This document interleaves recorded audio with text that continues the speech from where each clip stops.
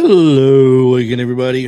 Welcome back to the podcast Retro Life for You. My name is Chris Adams, host of the show, and co-hosting this week is Mr. Marty Phillips. That's right, Marty. Phillips. Marty. You'd think he'd write Marty for his name at this point, knowing I'm going to call him Marty anyway, but he still wants to feel special and put Martin on there like he's Yeah, adult. Like he's an adult. We know better. He's been on here yeah, enough people. We know better by now, do we not? He's not adult. He's just as bad as I am. exactly. Not as bad as Travis. Neither one of us are as bad as Travis, but we have something to strive for. Marty, thanks for being back with us as always. Yeah, We are doing a suggestion of Marty and Travis. Travis couldn't make it this week. He's having internet issues. This is, by the way, our newest episode. We had to skip a week. There's been a bad winter storm going on down here in the southeast. a blizzard. A blizzard of 2026 will always be remembered. We haven't had something so bad since 1993, they say. But it's been pretty bad. A lot of snow, a lot of ice. Well, really not a lot of snow, mostly ice.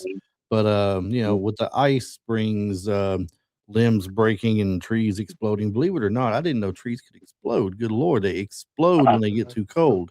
Yeah, I did not know that neither until my wife showed it to me on. She was on Facebook and she pulled up a video, and it literally showed this tree just boom. I mean, Yes. it's like it had a stick of dynamite inside of it, and Crazy. yeah. It's so crazy. But Travis is having some leftover issues still. They're still having it kind of bad where he is in South Carolina. So hopefully Travis can make it back with us next week. This week, though, the movie they came up with was Event Horizon. This is what would you say, Marty? A sci-fi thriller, sci-fi horror? No, definitely sci-fi horror. Sci-fi I horror. mean, it's got a little thriller going on, but Yeah, it's got it's not enough to be horror for sure. It's definitely more horror than it is thriller, in my opinion. I mean, that's what it felt like to me. So, I think so too.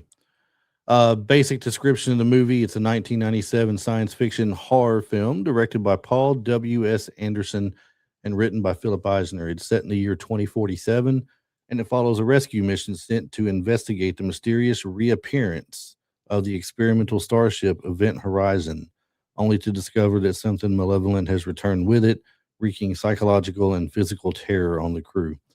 It's basically it's all freaky deaky. This is definitely a Marty movie. We'll say this is definitely my type of movie. Definitely a Marty and Travis kind of movie. I can see why they talked about it so much and liked it when they told me about it last week. It's got their names written all over it. Now, I like a good horror movie. I'm just not as big on horror movies as they are. But to me, when it's a weird horror movie, and that's what this was for me, it was a weird horror movie. Weird? It felt weird. It felt weird. I'm not saying it was terrible. It just felt weird to me. It's not my style that I'd normally watch. But you're more Freddy Krueger, Jason, yes, Michael Myers, the slasher genre, or like Scream. I Know What You Did Last Summer. But when it comes to like some alien sci-fi, The Faculty I thought was pretty good. Yeah, that was okay. Because it's just in like Species, things like that. I did go on some Species. Yeah, you talked about that just on the last episode, I believe. You talked about Species. Yeah. So I mean, the ones that aren't, I mean, it can be alien and horror, but this had a lot of just psychological stuff to it too, I guess. Yeah, it was definitely a lot of psychological horror. I mean, because it was stuff that would actually like play with your mind. I mean, because there's so many scenes in the movie once they're on the ship Event Horizon. It's like one minute the captain's saying, somebody that had died that he had let die, and then all of a sudden he's not there, and then he just kind of disappears and then reappears, and so it was almost nightmarish, if you want to say, yeah, to that point. So I can agree with you. It just for me it was just kind of weird because it's just not the kind of thing I'm normally into. But I got some pre-production and behind a couple behind the scene things for you. The film was produced by Paramount Pictures, Golar Productions, and Impact Pictures with a budget of around $60 million. We're, I can believe it. It had a good budget yeah, because the effects are really cool. we're going to So, revisit that budget in just a minute, but a budget of around 60 million. The production, however, have you heard this? The production was known for being troubled, with the set described by cast members as cursed due to on-set accidents and mishaps during effect sequences. really, Yeah, that's kind of interesting. it's pretty cool. When Diane Franklin was on the show with us before, she was telling us about her Amityville horror movie she was in and how on set freaky things would happen on set Uh-huh. and scare the daylights out of people. Yeah, because she was in what was it, Amityville 2, The Possession? I believe it's what it was. Yeah. Yeah, yeah. And so they're talking about this having similar situations. There's no, I don't have any actual stories for it, but cast members describe it as being cursed due to accidents on set and everything and other mishaps. That's That crazy. is, that is pretty crazy. It's when you think about what kind of movie it is, I mean, I told you it's a freaky psychological type horror thing, and now they're saying it was cursed and all. It makes me wonder. I've always wondered this about people who do these kind of movies, all right, who star in these kind of movies. Are they really experiencing things, or is it Is something it in their just the head? mind playing tricks on them? Yes. Is it just in their mind saying, "Hey, Yeah, I just did this really scary, terrible thing, and now I think I saw this out of the corner of my eye over here," or something? exactly. I don't know. But that's the thing. The if you're not really paying attention to it, the mind itself will play little tricks on you. I Yeah. mean, like you said, you can be somewhere, you can be literally in your house and watching TV. And if you're watching something that maybe frightens you a little bit, like a horror movie or psychological horror thriller, and then you're watching it and you're very intensely watching this, Mhm. your mind will play tricks on you and you'll catch something out of the corner of your eye. Or And then you'll the least and then little you'll noise spin you hear. around, yeah. And then you spin around and you're thinking, oh shit, something's Mhm. coming after me. Right. And this is not your eyes playing tricks on you in my background. The TV is showing Event Horizon right now. So if anybody's watching and wondering what that is back there, that's the movie we're talking about this week. In the Mhm. middle, somewhere in the middle, not the middle, but beginning, getting close to the middle. Yeah, kind of 20, 30 minutes in. It's about 30 minutes in, roughly. Yeah. Director, oh, no, I'm sorry. Paramount rushed the project into release once Titanic's schedule became unpredictable, forcing heavy editing of the original footage. Director Paul W.S. Anderson originally shot a cut running much longer, reportedly around 130 minutes. But studio demands shorten it to a 96-minute theatrical version. So there's rumors that persist of lost or destroyed footage from deleted scenes that would have added even more horror elements to it. And to tell you the truth, I would love to see a director's cut Well, of see, that's this the movie. thing. I mean, if it's destroyed footage, you're not going to see it. If it's just lost footage and they come across it, that's one thing. Yes, put it out. By all means, put it out. And Mhm. people would love a director's cut if they like this movie, I'm sure. But I mean, if it's destroyed, hang it up. You ain't going to get it. So I mean, Yeah. um, jump on the cast here for a second. Actually, let's skip down here. I want to go back to what we talked about. I told you we'd go back to that budget again. $60 million budget, but this movie fell far below expectations at the Mm. theaters. It was a commercial I failure. think it did better when it hit VHS and DVD. Well, a So lot of movies do because people didn't go spend however much it was at the time to go watch that movie to theater. They didn't go there and invest their time, the money on tickets, the popcorn, the drinks, candy, whatever they get when they go there. They didn't do mm, that, and it could be that it wasn't promoted well enough either. I mean, but worldwide total was roughly the same domestically of what it did here, 26.6 million domestically. Wow, that's The hard. worldwide total wasn't very much more. It says it doesn't give us doesn't give us a dollar amount of the worldwide, but they say it's pretty much close to what that is. Critics at the time were mixed to negative. Its editing and narrative gaps were often cited as issues as to why it probably didn't do very well. Mm. So Yeah, but that's what gave it its mystery to me because of where like how I said, a lot of it felt nightmarish was because of like the little almost like time slips that you got in the movie. Because not just where Sam Neill's character Doctor Weir, you know you don't get a lot of his background until when he finally does get to the event horizon, right, and then it starts playing, with his mind, and you see what happened to his wife, and her committing suicide, and that whole thing, that was really creepy, a really creepy aspect. it So, was very much so. Um, I mean, it's critics are hard to please anyway. That's why they're called well, critics. and I they guess bash but the they're hell out of critical horror of movies. everything. So, Well, they do, but I mean, if you're not the piano or the chocolat, as I like to say a lot, when it comes yeah, to those, if you're not Schindler's List, if you're not something that's got a deep, meaningful historical thing to it or something, they will pick apart every and any movie, no matter how good it was for you. yeah, I mean, there's some corny 80 movies that I really loved back in the day and everything, but they tore them apart because of what it was. I mean, yeah.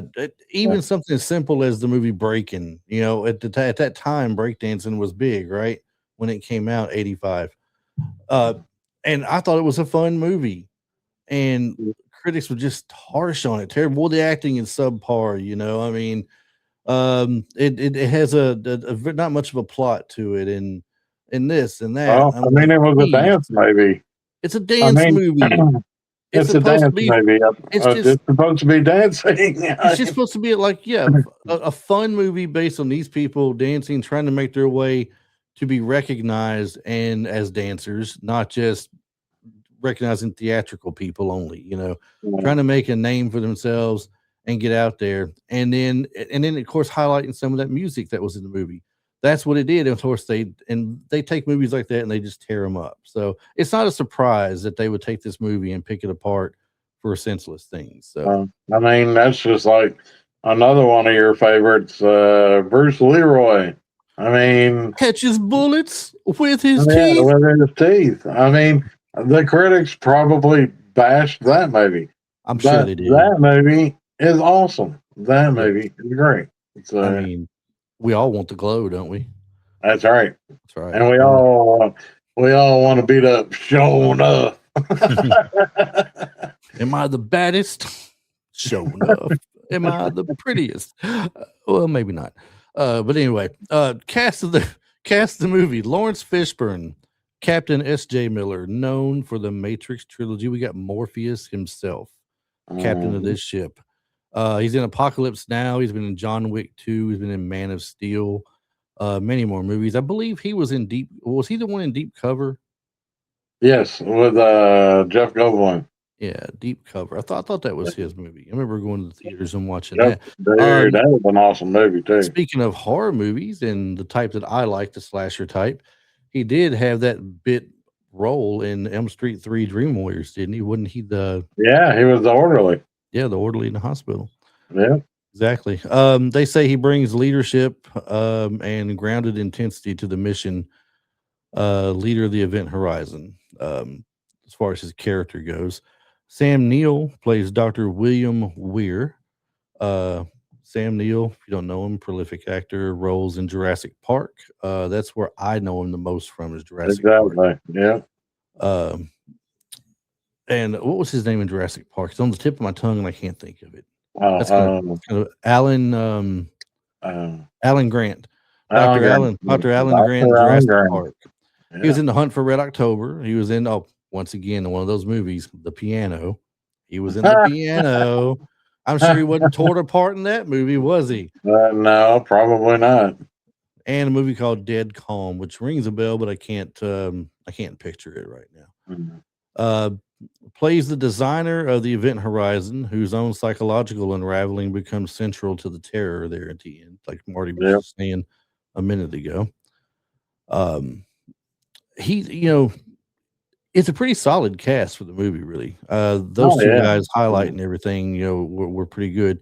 And then the ones they got coming in as supporting actors and all, Kathleen Quinlan played Peters, veteran actress in Apollo 13, American Graffiti, Breakdown. I think Breakdown's the movie with Kurt Russell where his wife It gets is. kidnapped. And Yeah. everything. She adds an emotional dimension as the medical technician whose fears are exploited by the ship early on. Mhm. Jolie Richardson, Lieutenant Stark, known for The Patriot, Nip Tuck, The Girl with the Dragon Tattoo, and several historical dramas. I'm trying to remember. Is she the one at the end of it that survived at the end of it with him? Yeah, the three survivors was her and the black dude that was on the outside repairing the ship, and Was that Cooper? huh? Was that Cooper? Yes, that was Cooper. Okay, so Yeah, that's Richard T. Jones. I'll get to him in a minute too. yeah, Um, and then the young kid that got tossed into space. See, I Uh, thought he died in that. We were just talking about this before we started. And I was asking him about that particular scene, and I was like, yeah, I thought there was two survivors, and he said no, there was three. I thought the one kid that looked like he's about to die. I thought he did die, no, but the, if you remember after Cooper saves him and they get him back in there, then well, it wasn't that's when Cooper. It wasn't Cooper that saved him. It was the captain.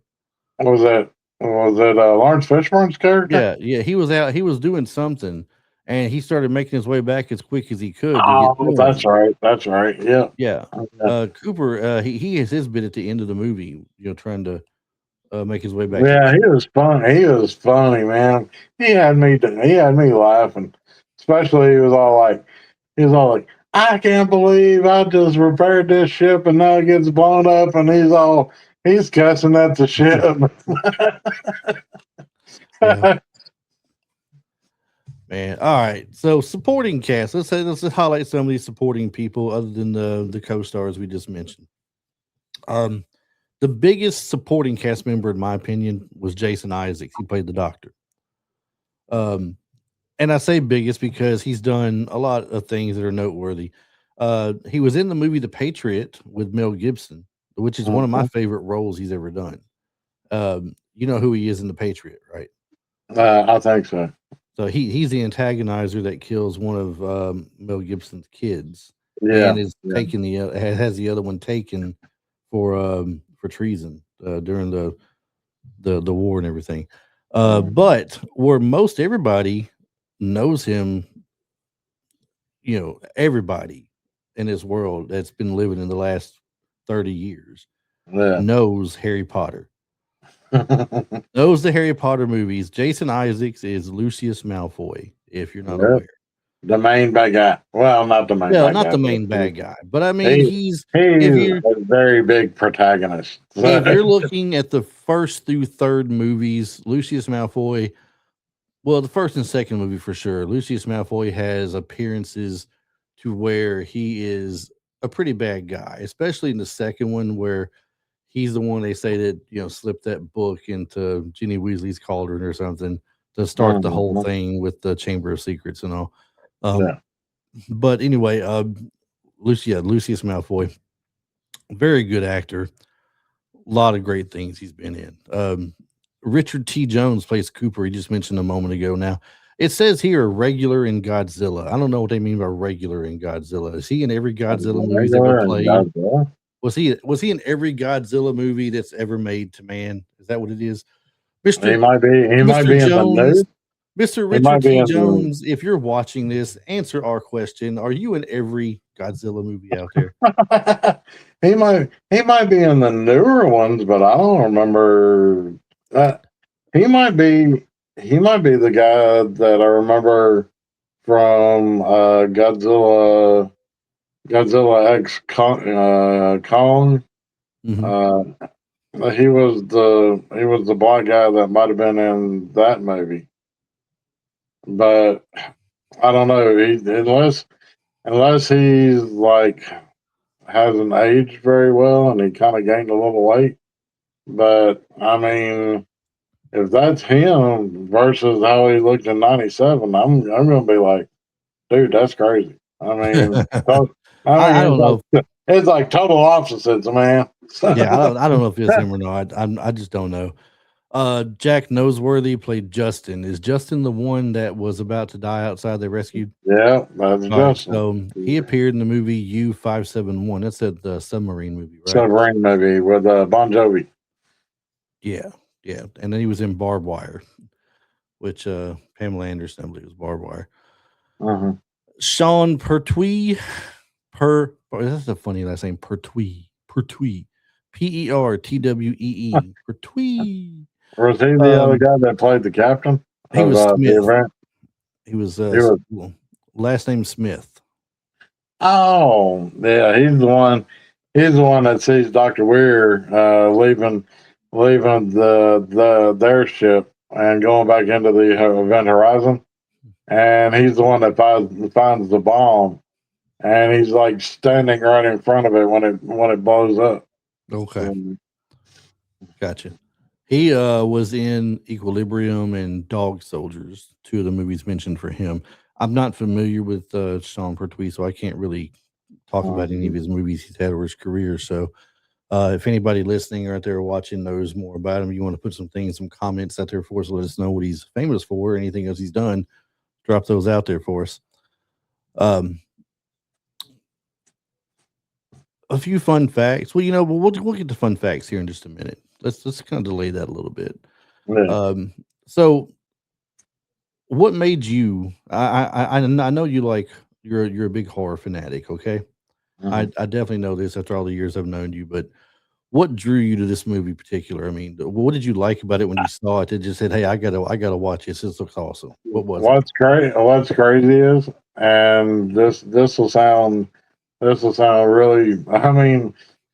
I mean, like super crazy is because I rented this one movie, and you know how like on every movie before they show you the movie, they show you a bunch of trailers of like upcoming movies that are going to be hitting the theater, coming straight to VHS or anything like that.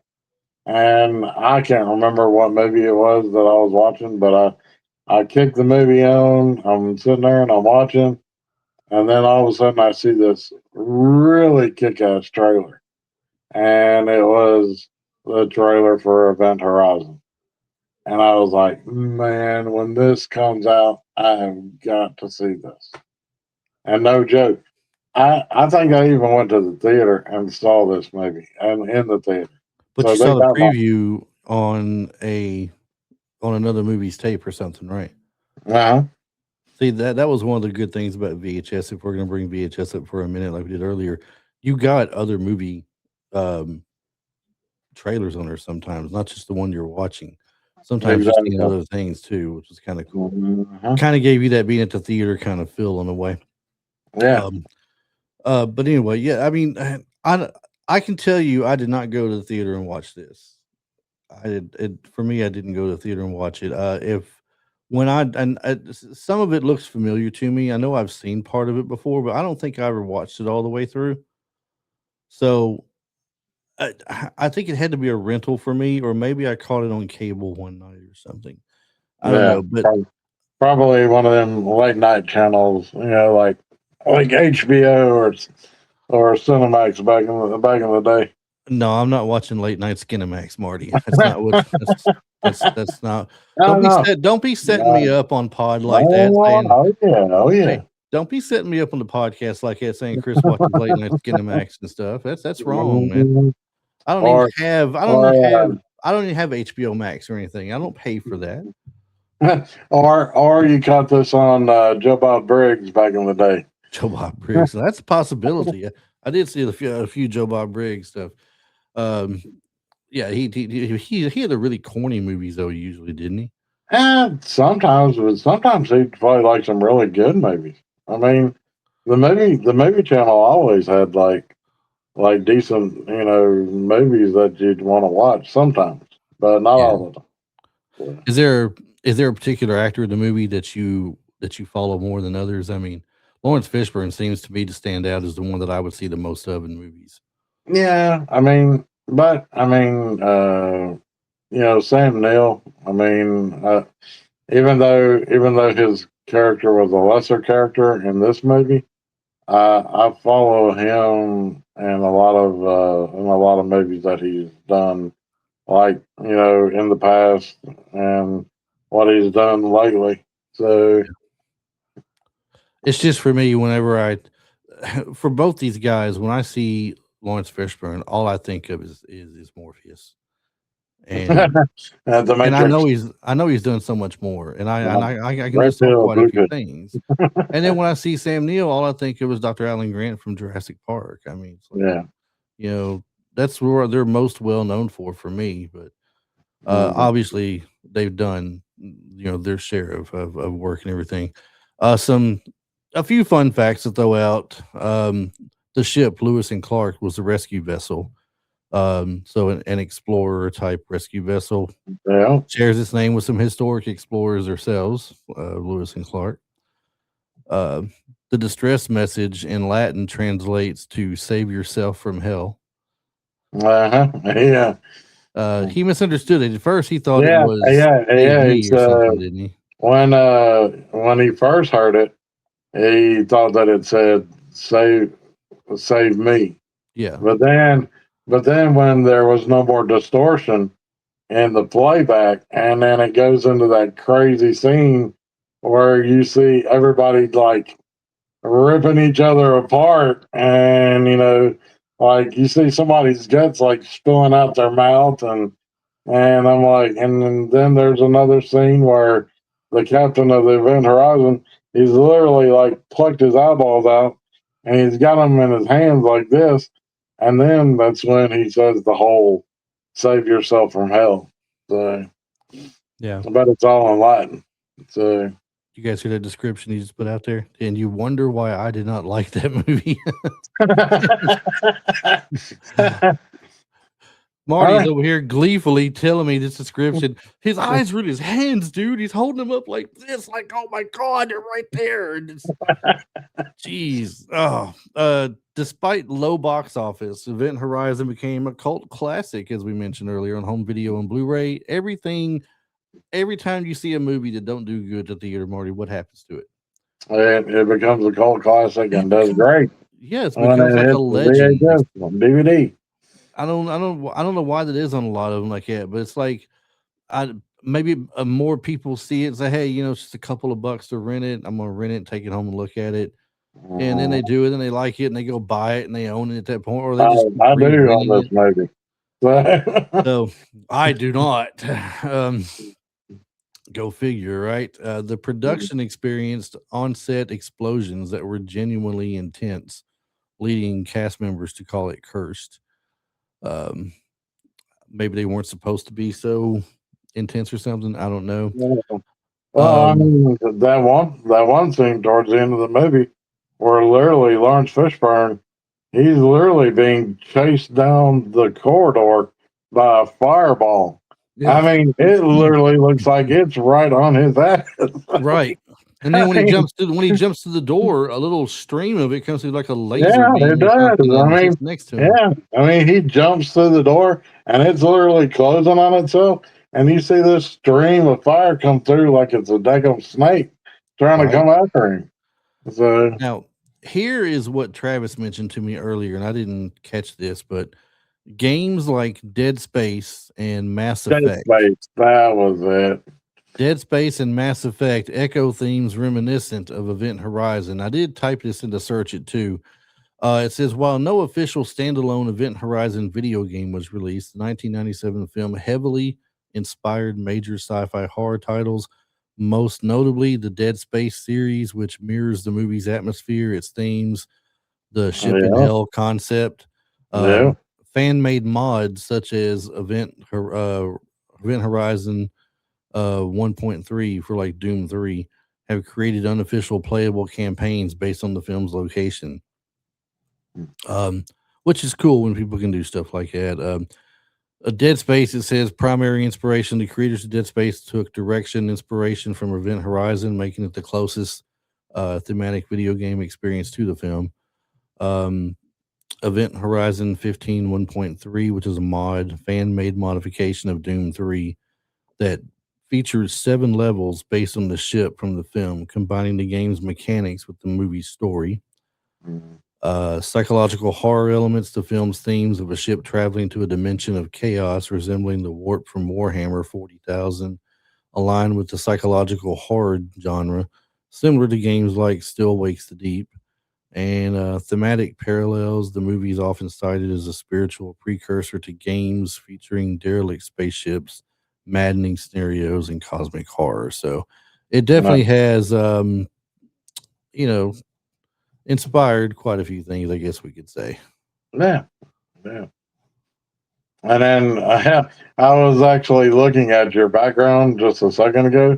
That was literally one of my favorite quotes was where Sam Neill's character's like he's kneeled in front of his wife, and she's literally like and she's holding him all close and everything, and then he's like, I missed you so much," and then she's all like she just she's got her eyes closed and everything, and then she just she kind of pushes him, leans him forward a little bit, and she's like, "We have such sights to show you." Oh, that's like straight Yeah, out of Hellraiser.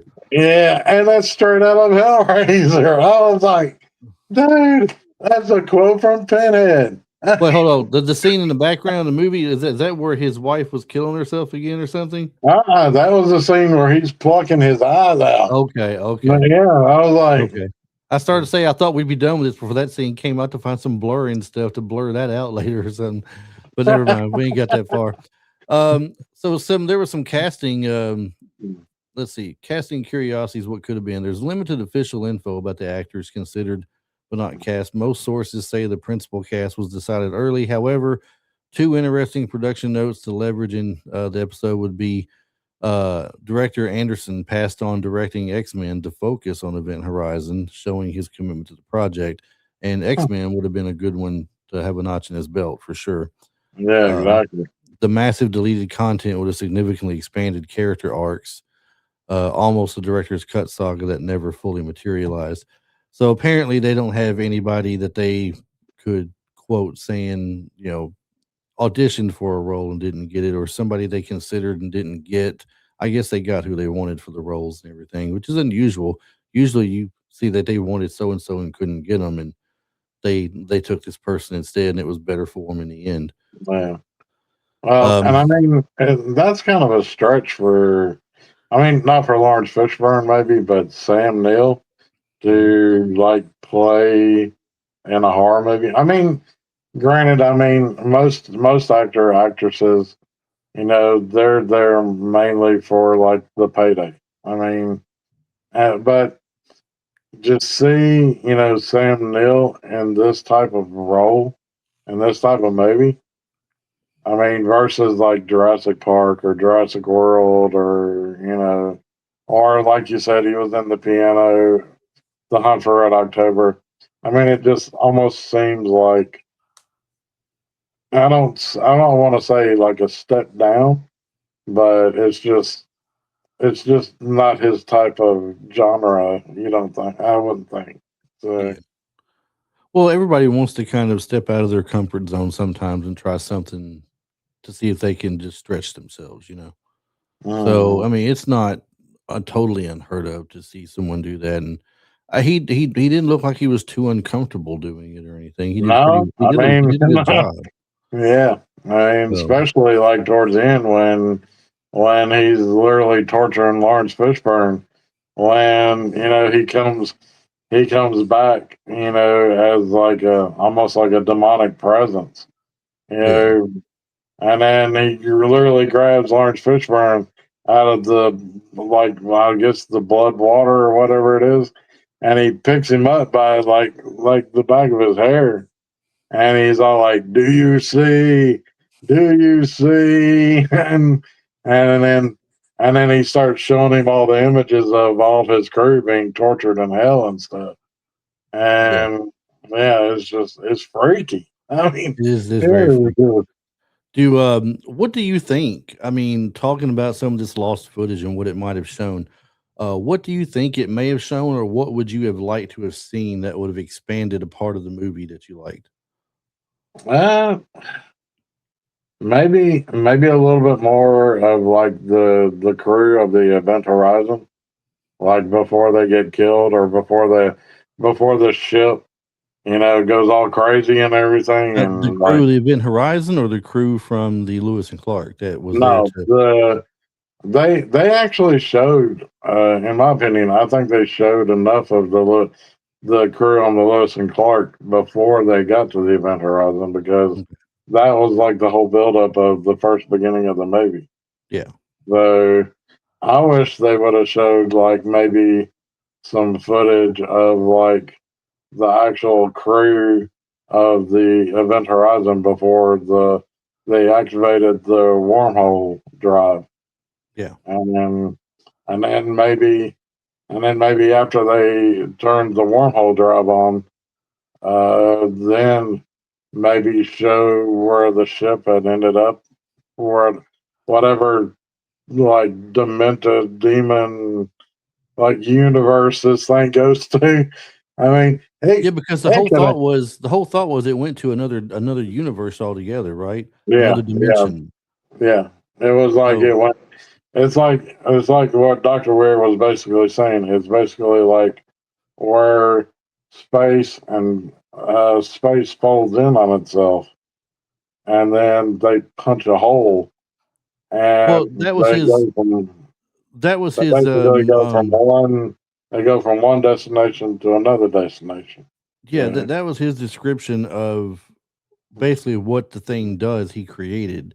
It was Yeah, like, he said, what's the shortest, way to get from point A to point B? And they said, well, a straight line. He said, well, no, then he folds it over, and both mhm, the holes he put are right there, right. So he says, you fold it in half, and there you go. yeah, and You're you're right right there. through. So Yeah, that's the whole point. And like, I don't want to say space travel or time travel, anything like that, but picture something like um watching Star Wars or Star Trek, and they hit their warp speeds or something like that, and next thing you know, they've hit this jump spot, and they go from here, and they're all the way over here now, because it's like where mhm, it has folded right there and connected from here to there. It's not as you don't exactly. take the straight shot, which might take you light years to get there. You have folded it, and you've gone through the portal, and you're practically there before you know it, if not That instantly. that was basically the whole premise behind Star Trek Discovery. I Yeah. mean, was it Discovery? There's Was Discovery, Janeway? where they had the little, engines where it would twirl around and disappear and reappear in Yeah, another spot. yeah, yeah, yeah. Yeah, yeah, Because um, definitely that. The what the and then, like you were saying a while ago, more scenes of what it was like where it crossed over to. Like, we hear it described by Dr. Weir, but we would wanted to have seen what it witnessed when it went in there. What was that world like? What's the horrors that you've seen the there? horrors that you'd actually see. I mean, in my own opinion, I know you've seen the Black Hole, Disney's The Black Hole movie. Yeah. Okay, so literally at the very end of the movie, when the ship gets pulled into the black hole, and it just basically breaks apart, and then and then you see basically, and that was the most disturbing thing from that movie. For Disney to put that out like that was super crazy. Yeah. To me, it was. But you see the wreckage of this ship, and you literally see like it's all just in red, and you see like hellfire like coming up on these mountains and stuff, and and then you literally see like the captain of the ship. I forget the name of the ship. I can't even remember. But he's literally in that robot, and he's basically like, you know, that that in itself is what I was kind of hoping for. Maybe seeing like after the event horizon had been taken into the wormhole drive, Yeah. if it was if it was on another side of like the universe, but it was like a universe of like pure almost evil. Mhm. Because I mean that part when Dustin like walks up on the wormhole drive and it's just sitting there and it's just spinning and then he's kind of watching it as it's spinning and then you hear all this kind of crazy ominous music kind of playing in the background like something's about to happen Mhm. and then you see the wormhole drive and then it just stops moving and the bars around this thing just light up and then they start lighting up a lot and then the whole inside of this ball just goes like pitch black and he basically walks up on it and puts his hand into it and then he gets sucked in. I was like, where did his ass and where did he go? Why couldn't they have shown where he went? Yeah. Right. And you got a little better idea of that. That would have been cool too for some of the footage and Mhm. everything. I guess we'll never know, but uh Yeah. real quick on this one, why do you think, and this is just gonna be a matter of opinion because we talked about the critics earlier, but from you watching it, your opinion watching it, why do you think it bombed when it came out versus why it's more loved as a cult classic on video? I want to probably say the one reason why I bombed is because not a lot of people understood the concept of the movie. I mean, even though it was pretty self, like put out there, like it didn't it didn't leave like a lot of plot holes. It gave you like what the movie was about. It just I think the reason why it bombed was because it didn't, in my opinion, it didn't show enough of actually what what actually happened to the old crew of the Event Horizon. I mean, you don't really see what happens to them until you see that little spot of footage, that was only like 5 seconds long, and and then that's all you get. I mean, I think if it had more of a like maybe a like more of a plot, I mean it had a plot. I mean, but if it had more scene, I'm thinking if it had more scenes, the movie Yeah. would have been a lot better. So Yeah. Well, before though, I mean, when they put the trailer out for it, you said you thought the trailer looked awesome. oh yeah, the trailer looked great. Is there anything about Mm, the trailer that would have turned most people off or turned a lot of people off and not wanting to go watch it?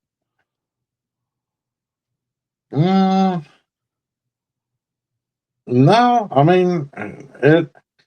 The trailer showed you enough of the movie, just enough of the movie. It didn't show you like every literal scene, that was in the movie. It just showed you enough to capture to capture you and make you want to go see it. In Yeah. my opinion, it did. It just I made me mean, wonder because I mean, if it didn't do good at the theater, if it bombed at the theater, something had to have either turned people off of wanting to go watch it. Maybe it didn't have a great opening weekend and, bad reports got out about it to say, "Hey, this movie is just strange. It's a weird kind of, psychological sci-fi horror thing that if you don't really if you're not really into that kind of hardcore stuff, you're not gonna like it," and yeah, blah, blah, blah. It had to be something like that, I think, to turn people off from it. And then once it hit VHS, people were more willing to take a chance on it because what you Mhm. got to lose? And literally, and I mean, you have talked about this before. It is word of mouth. I Yeah, mean, one person watches it, and then that person tells another person, yeah. and then that person watches it and tells another person. I And mean, what, two people yeah, here, then four people, then eight people, then yeah. 16, I and mean, 32, yeah. I and mean, that's it adds up quickly. exactly. So I can, yeah, I can agree with you on that. Well, we're pretty much at the point of about to wrap this up. We're actually more on time than we have been in the past with any movie we've done. It seems like, and and to think about it, we've covered the movie well. It's not that we've skipped anything. We've done a pretty good job covering the movie. So, Mhm. but want to put your favorite your favorite scene out there or favorite part? Man, that's hard. That is really hard because to tell you the truth, I I don't think, and this is gonna sound crazy. I don't think I have a favorite scene in this movie. The whole movie is my favorite scene. I mean, And that happens sometimes. Sometimes it's so hard to pick one scene because there's so much good to it. You can't narrow it down to one. I mean, I can narrow it down to one scene in the movie. But what my mm. favorite part was, that's when the credits are rolling at the end of Yeah, but that's what you say about a lot of these movies. it. You and Travis got a taste of y'all's own, man. I'm telling you. Some of these things I watched and I'm like, it wasn't terrible, but oh my lord, how do you watch those over and over and over? Uh, Yeah, this one I've actually watched more than one. Look, here I am So, watching Goonies like 50 times probably, and and I've seen this once, that's enough. And you guys are like, I watched this yeah. movie 18 See, times in the past look 2 years. right there, right behind you. That's Yes. like that's like one of the craziest scenes when Doctor Weir comes back and he looks all crazy and he's all cut up and stuff. Well, I yeah, mean, it's you thought you could get rid of me, but you can't. uh-huh. Um, well, I guess we'll go ahead and we'll go ahead and just wrap it up. I mean, we got our favorite, well, your favorite scenes. I got no favorite scene. Uh, and we broke everything down pretty well. If you like the movie, let us know in the comments. Tell us what you thought about it, your favorite scenes and everything, whether you comment on the YouTube video or maybe in our social media where you will find us at on Facebook and Instagram. Instagram, by the way, hey, Instagram is booming all of a sudden. And then like the past week, I've had 100 new subscribers pop up on Instagram, and Wow. I'm not complaining at all, guys. Bring it on, keep it coming, keep it coming. I mean, the more the merrier. I like seeing when people, if you get a chance to pop in and drop your thoughts on something we got on there, not just your likes or something, but anytime you say something cool about it, or even if you say like, I hate you, Chris, you're boring and you're ugly, stop doing stuff. I still like that because it's recognition. Anyway, Exactly. there's no such thing as bad advertising, they say, everybody. But no, for real, had it's boosted, like, I mean, like 100 people have suddenly showed up in the past week or so, and every day I'm getting 3, 4, 5 messages a day saying this person followed, this person followed. It's pretty cool. I just can't figure out where they're coming from or why. I mean, I haven't done anything out of the ordinary lately, but it's Hmm. cool. Yeah. Like I said, Facebook, Instagram. We are on YouTube, as I mentioned. You can go to youtube.com/ at retro life for you, and that will pull us up there with all of our videos we got so far. Go there and take a look at all these nice new thumbnails I've made lately. I mean, I think I put about 2 days worth of the snow days we had last week into this here.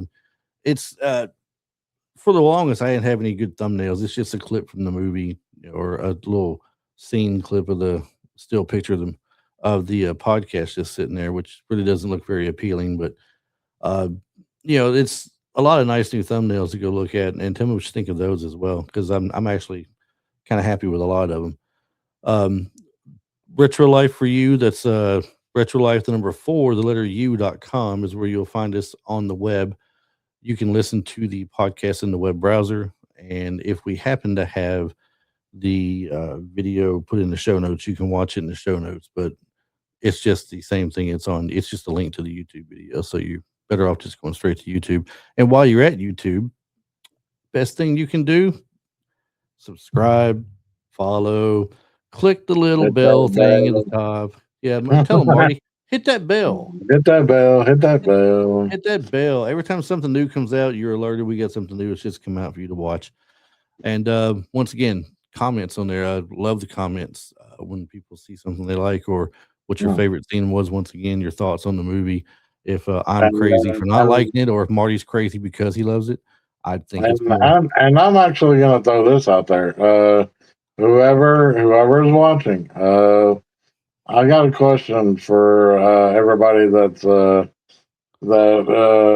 will hit a comment on this and give me their honest opinion if they think that Captain Miller, Lawrence Fishburne's character, if he survived when the middle of the ship got blown up, or do you think that he died in the explosion before the Event Horizon went to that other hellish universe? Because, like I said, I was watching Chris's TV in the background, and it literally looked like he didn't survive the explosion because I didn't think he did. I didn't think he survived it. I mean, you see him hit that button, and the whole thing starts exploding from one end to the other. Yeah, I mean, but he was right there at the corridor when it explodes. So he could have survived, and then he couldn't survive. I mean, like, I want to know what other people think. Like, if they've seen this movie, they like this movie, they love this movie. I mean, I want to know their opinion, see if Captain Miller survived, or if he died when the ship got separated. There you go. Let Marty know. Marty's mind needs to know that That's right. that this is actually as good a movie as he says it is. I'm not going to side with him on it, but y'all might jump in. Y'all might jump in and save the day for this man. Okay, make his day a better day. We'll be back next week. We'll have another fun movie to go over. I think we've about made up our mind what we're doing next week, but we're going to keep it hush hush till then. Till we decide 100% for sure, but I'm pretty sure we got it narrowed down. But it does have a certain somebody that's in a Marvel movie. Hush, hush, hush, hush. Yeah, that's it. Yeah, way to go. Way to go. Don't be tipping people off, man. All right. Gosh. It's a tough job, Marty. It's a tough job. That's right. Tough job. All right. We'll see you guys next week. Thanks for listening and thanks for watching. Marty, thanks for being here. We'll see all you guys next week on the lovely, interesting, fun show, Retro Life for you. Bye-bye. Later.